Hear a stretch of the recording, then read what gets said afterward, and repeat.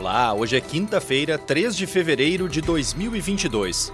Eu sou o Guilherme Becker e esta é a segunda edição do dia do Boletim de Notícias da DW Brasil. Confira nesta edição. ONU cobra esclarecimento da morte de jovem congolês no Rio de Janeiro. Cardeal alemão defende fim do celibato obrigatório. O OMS indica que a Europa pode estar na fase final da pandemia de Covid-19.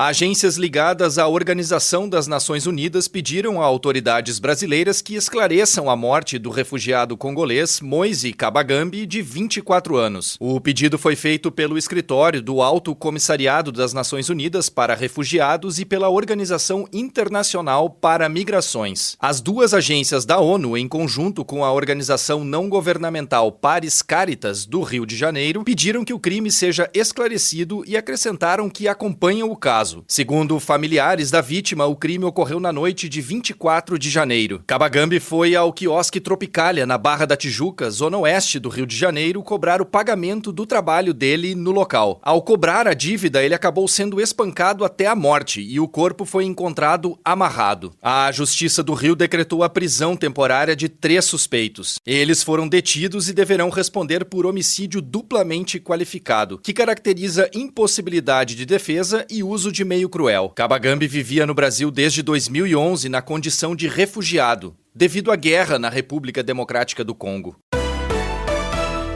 O cardeal alemão Reinhard Marx afirmou ser a favor de acabar com o celibato obrigatório e de que os padres católicos possam se casar. Marx é arcebispo de Munique e Freising e foi presidente da Conferência Episcopal Alemã de 2014 a 2020. E atua na arquidiocese que foi alvo de um recente relatório sobre abuso sexual de menores na Alemanha. Marx sublinhou que a sugestão não é extinguir o celibato por completo, mas questionou se isso deveria ser um pré-requisito para todos os padres. O relatório sobre a investigação, divulgado em janeiro, acusou Josef Ratzinger, o Papa Emérito Bento XVI, de não ter agido em pelo menos 4 casos de abuso quando era arcebispo de Munique e Freising entre 1977 e 1982. Marx, que comanda a arquidiocese desde 2008, também foi acusado de inação, em especial em 2 casos de suspeita de abuso. Reformista e aliado do Papa Francisco, Marx afirmou na semana passada que a Igreja precisa de uma reforma profunda para superar o desastre do abuso sexual.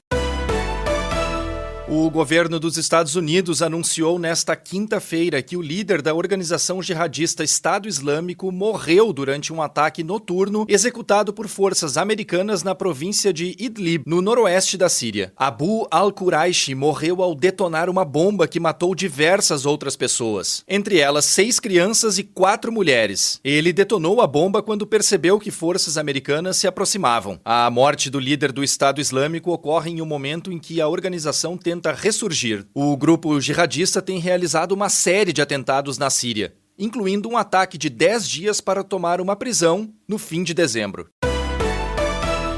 A fim de tentar resolver a crise entre Rússia e Ucrânia, o presidente francês Emmanuel Macron e o americano Joe Biden disseram que buscam estreita coordenação e contato permanente. O contato e a coordenação entre França e Estados Unidos deve incluir tanto negociações diplomáticas quanto preparativos para impor sanções econômicas graves à Rússia, caso o país invada a Ucrânia. Biden e Macron reforçaram o apoio à soberania e integridade territorial da Ucrânia. Nos últimos dias, Macron também falou 2 vezes por telefone com o presidente russo, Vladimir Putin. Segundo informações divulgadas pelo governo francês, o diálogo de 45 minutos entre Macron e Biden também serviu para preparar conversas do presidente francês com Putin e com o presidente ucraniano Volodymyr Zelensky. Enquanto a Rússia segue com mais de 130 mil militares estacionados nas fronteiras com a Ucrânia, os Estados Unidos divulgaram nesta semana o deslocamento de alguns milhares de soldados para a Alemanha,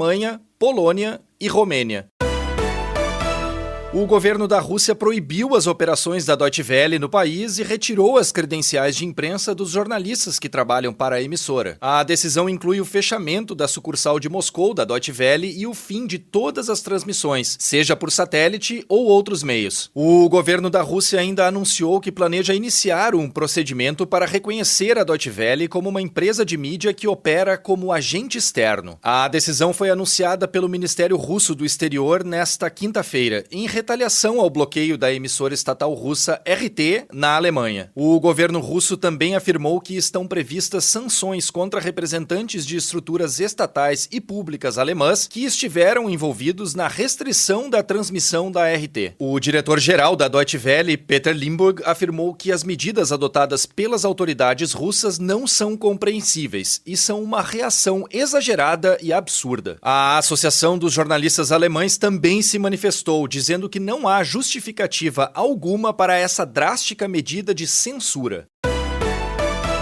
A Organização Mundial da Saúde divulgou nesta quinta-feira que a Europa pode, em breve, entrar no período mais brando da pandemia de Covid-19 desde o seu início, em março de 2020. O diretor regional da entidade para a Europa, Hans Kluge, classificou o período futuro como um cessar-fogo que poderia trazer paz, acrescentando que o atual contexto abre possibilidade para um longo período de tranquilidade. Esse contexto seria possível devido a 3 fatores. O primeiro seria o alto índice de vacinação contra o novo coronavírus e de recuperados de infecções no continente. O segundo seria os efeitos mais brandos da variante Ômicron. E o terceiro seria o fim do inverno, marcado oficialmente para 20 de março, já que, em geral, os vírus provocam menos infecções durante os meses mais quentes. Alguns países como França, Irlanda e Reino Unido pretendem relaxar em breve as medidas restritivas. A Noruega, por exemplo, já retirou algumas, mas mantém o uso de máscaras. Na Dinamarca, praticamente todas as medidas já foram retiradas. A OMS alerta, porém, que é preciso manter a cautela e os cuidados por meio de distanciamento social e máscaras, e que somente com precaução será possível ter, de fato, um cenário mais otimista.